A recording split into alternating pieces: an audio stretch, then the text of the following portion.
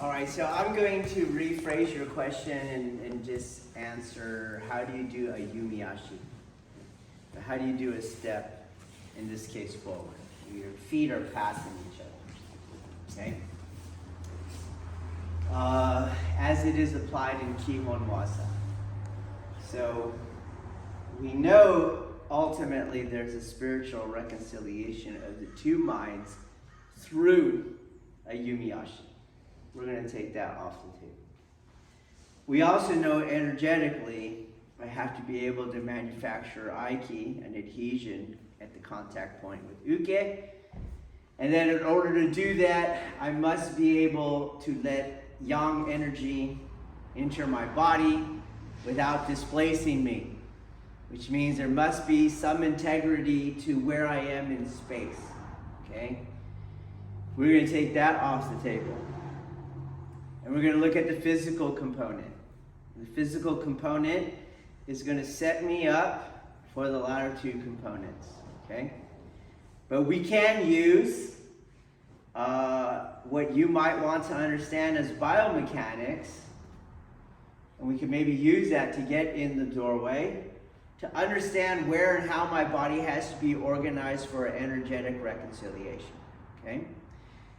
And that's what we're going to do now. Okay, so we'll measure our integrity of our organization by our ability to displace resistance. Resistance is yang energy, okay? In this case, I'm not necessarily internalizing it, but you'll be able to tell whether my body's organized to receive yang energy or not. Okay? If I get displaced by yang energy, or if I cannot displace yang energy, there's no way I'll be able to internalize yang energy, okay? So, you can put your Joe down. Let's get some basic concepts, okay? First, let's take kinesiological concepts regarding our basis support. So, we have our center of gravity. That's that theoretical point in our body upon which the rest of my form is balancing itself. We have a line of gravity. That's a theoretical point. From that center of gravity point, it's a theoretical line from that center of gravity point perpendicular to the surface. So in that case, the surface is the mat. My center of gravity is somewhere in the middle of my body right here, and that line of gravity is extended from that center point down to the mat. That's my line of gravity. And then the third one we want is the basis support. The basis support is my contact points with the surface, in this case the mat, and the area shaded in between them. Whenever my line of gravity is within my basis support, I will have equilibrium. Whenever my line of gravity falls outside my basis support, such as when I lean forward, my center of gravity is going up my body, but that line of gravity is moving out because it remains perpendicular from the center of gravity, and eventually it falls outside my basis support, and I will eventually lose my balance. Okay? So those are the three things we want to understand initially. Center of gravity, line of gravity, and basis support. When it comes to displacing yang energy, in this case resistance, and not being displaced by it, I have to understand where I have energy leakage in my Ayumi Ashi. And I will always have energy leakage whenever my line of gravity falls outside my basis support, okay? But there's a catch. I'll also have energy leakage when I don't unify my contact point with the earth and my basis support. When I have my line of gravity between my feet, such that it's between my contact points, but it is within my basis support, you're going to lose power, okay? So we're going to have you run a couple experiments on that, okay? So a Ayumi Ashi, here is a resistance. He can push on it, okay? And I want you to put your line of gravity in the middle of your two contact points, in the middle of your 2 feet. Leaving the line of gravity in the middle of your 2 feet, I want you to try to displace him walking forward. You can give a little energy, okay? What you're going to see is as soon as you take that foot off the ground, this foot is useless and you will not be able to go forward on him. He will push you off, okay? So that's your first little experiment. Run it, put your line of gravity between your feet and try to move, keeping it there. And he has great enough resistance, it's going to displace me, okay? The other one I want you to do is he'll let me get that step. I don't care where you put your line of gravity now, but you're going to get that step and he's going to resist really hard right there, and I'm going to rudder that foot. Rudder is when my back foot moves up the circle, okay? I'll do it again. He'll let me get that step. He'll give great resistance here, and you're going to see that I'm bouncing off of him because energy is coming out of that ruddering foot. Why? Because my line of gravity is back in between those 2 feet as I rotate it, okay? So again, our 2 experiments. Here, great resistance. Try to go forward. Great. I got it. Give me greater, man. Okay, and then the next one, he'll let me take that step, then hard when I get through. Step, hard, and rudder, and you'll see you're bouncing off of him. Okay? Let's just experience these 2 energy leakages. Okay, go. So I'm going to demonstrate it because he didn't quite give me the resistance that I wanted. So he's going to try to walk forward. Go. He's never going to do it. Try it again. He's never going to do it. Okay. That's actually where you do stop hits. You know, so where you get Kazushi with stop hits. It's the guy's in mid-stride, but he has to be walking that way. Okay, so for example, he'll take that step towards me, just a step, like step. We're working on Ayumi Ashi, okay? So he takes the step, and in the step, I pop him, he's gonna go off balance. Or as he's walking towards me, boom, I kick on that step. You can see his line of gravity between. So you always look for that, and you're doing he's over here and he's lipping off or whatever, and then I see him aggressive, boom, you pop him in the throat. You get way more displacement than the little strike actually generates, but it's because of the way the line of gravity was in the middle of his 2 contact points, okay, and he's trying to go forward. On the second one, I'll give him the first Ayumi Ashi, but you have to rudder the back foot. Okay, there's the first one, and you see the Joe goes that way at the end. Okay, again, it's not merely a matter of the back foot, of the line of gravity being between the 2 contact points. It is, but he's also losing degree of penetration. So if you make a fist, you see. And as he moves that back foot up the circle, you'll see that he's actually losing penetration. And we use that all the time when we want to go to the zone of sanctuary and get out of the way of his weapon. So if my weapon is hitting him here, if he now moves that way, he's got range between us, you see? Okay, so we don't want to rudder. That's what I call it when your foot moves around. We never want to rudder. It's very common in Aikido. It is very incorrect. And we don't want to have our line of gravity between our 2 contact points. For tonight, I'm going to call that double weighting. We don't want to double weight, okay? What we want to do instead is shift our line of gravity from one contact point to the other contact point, okay? So at the midfoot.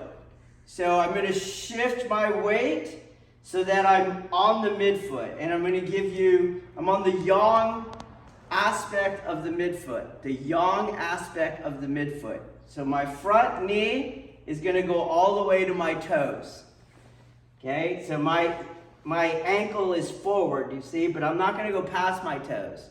That's going to jack you up. But my ankle is not straight. I'm going to bring my knee to my toe line. This line here. this is too far. You're going to injure yourself, and your line of gravity is now forward of the midfoot, which is incorrect and inapplicable at the energetic phase. So I'm midfoot, but yang midfoot, okay? I'll come this way. He's given me that same resistance. I'm going to go yang midfoot. Think of it knee to toes. And then all my weight is on this foot, so there's no weight on this foot, which means my line of gravity is not between my contact points. It'll get stuck. Midfoot yang here, there's no weight, but I can move forward using the midfoot of the previous foot. And I do the same thing here. Knee to toe line, and then drive with that ground vector forward. I don't care how you step your foot right now. I'm exaggerating by lifting the foot. Boom. I have that positive angle. Drive that midfoot vector in. Step. Boom. Step. So he's pushing. He's pushing. Push. Push. Okay? And I'm moving. Okay? Let's try it. Go. Okay, so you actually do this in your Kihon Waza if you pay attention. You're going to do what is called half mooning. So as I shift here, you're gonna see that as I bring all my weight to that single pivot point, my feet aren't going to stay apart. If my feet stay apart, my line of gravity is not on this point. So my feet come together, push, and then they'll go out. So you are half mooning, feet together, half mooning, okay? So if I do Aikido, for example, you're gonna see that this leg does not go there. This leg's gonna pass by the other foot. You're half mooning in your Aikido. Okay?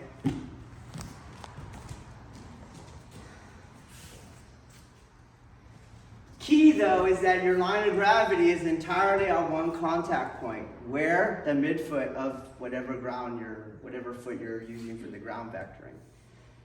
Again, we took the energetic off the table because energetically it's not necessary. But to get you in the ballpark, this is how to do it. Okay? All right, let us work.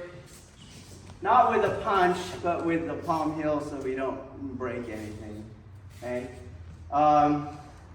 And I'm going to do those same dynamics, but not ruddering, okay?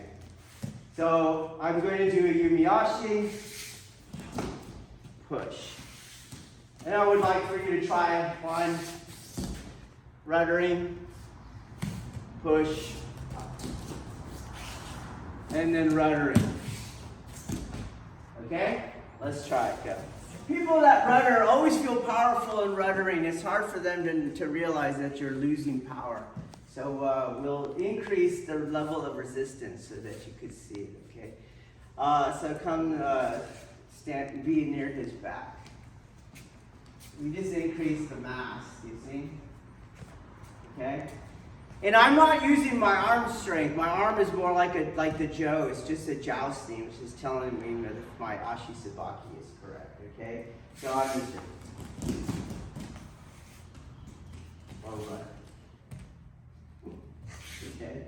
Or just this. Or rudder.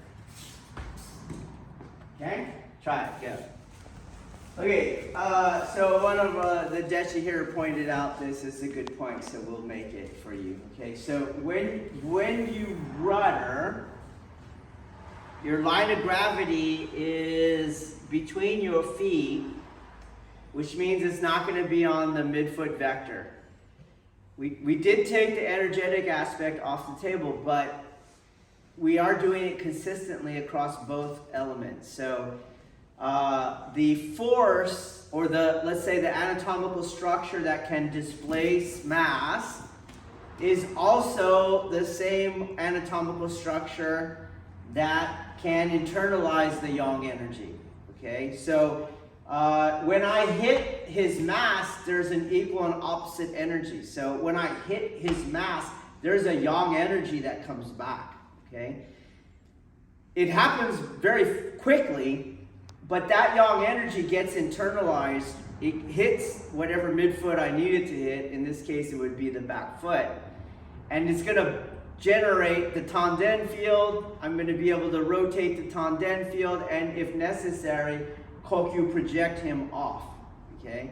So it's not that I'm in throwing matter at him. That's not what's happening in Aikido. Okay? What's happening is that as you touch the resistance, it generates the yang energy. I internalize the yang energy. It's going to bounce off of the ground, boom, and that's what's hitting him. When we do our kokyu projections from any kind of grab technique, it's just a less dynamic version of when I hit. Okay? But it's the same exact mechanics. Okay, so for example, I'm never hitting the surface of him. His mass goes through, generates that entire thing, and you have a ballistic, more dynamic kokyu projection. Okay, that's what we're trying to do. So in order to do that, the back foot has to be engaged in this case, because that's the foot that's going to be the grounding foot. Okay. So why don't we try just a little percussiveness. I don't want you to hurt anyone, okay? But we'll do it with multiple people. And it's really because it's my voice here. I want you to feel what's going to happen, okay? So in the last one, when I pushed you, right? Remember? And I just pushed you.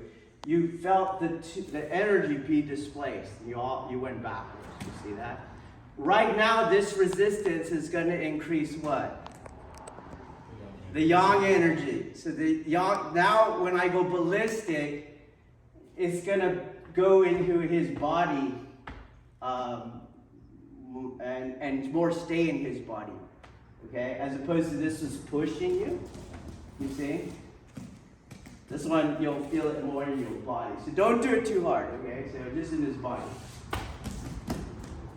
The same displacement, back on him. Okay? And you can hear the thud of it with just a little flick of the wrist, okay? All right, let's see what you get. Okay, so another way, you don't have to hit your partner and do it, okay? Is you'll just do the standard kokyu, okay? So we're focusing on the back foot cannot rudder. You need it for your midfoot.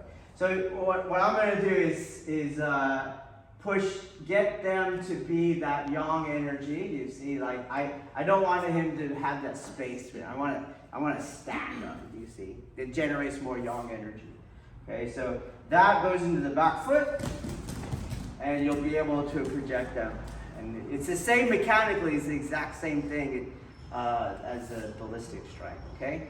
So one more time, ground and midfoot vector, the back foot, get the yang energy going, and then boom, project out, okay? Well, let's try it. Okay, we'll take that now into the Ayumi Ashi drill, okay? So I move, up. And then we'll do the other side. Boom, shift, move, up. Okay, let's try. Yeah. Okay, so if you're doing a Ayumi Ashi in Ikkyo, you're going to look for these things. So the knee's going to go to the toes. I'm going to bring a line of gravity to one contact point at a time. I'll probably half moon in the technique, especially because of the spiraling geometry of Aikido, Kihon, Waza architectures. Okay, but it's definitely not that. You see? No. Okay. So if I was doing it with strikes, you would see bring the knee to the toe, line of gravity comes to that foot, push off to that one foot, leave it in place, boom, and then you would strike, okay? In Ikkyo, we'll do Ayumi first. It's right here. There's the shift. There's the single line. Push. Back foot stays where it is. And then again as I move forward.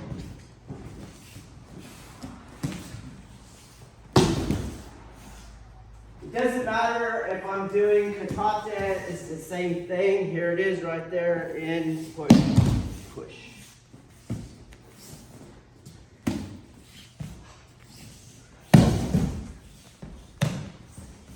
This knee. Other thing.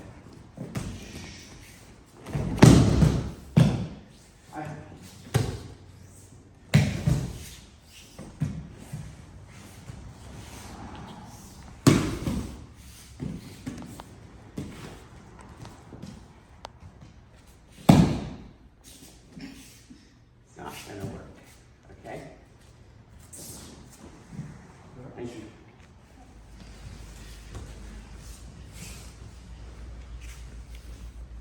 So you see how you pick that foot up? Okay. That's because your line of gravity is between your two contact points.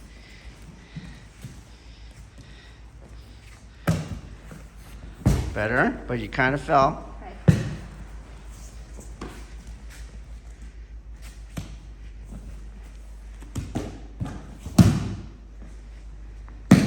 Pick up the pace, more energy. Push, push, push. More energy. You picked your foot up again.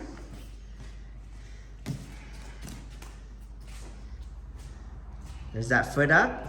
And you see energy is leaking behind you. Energy, Ronan.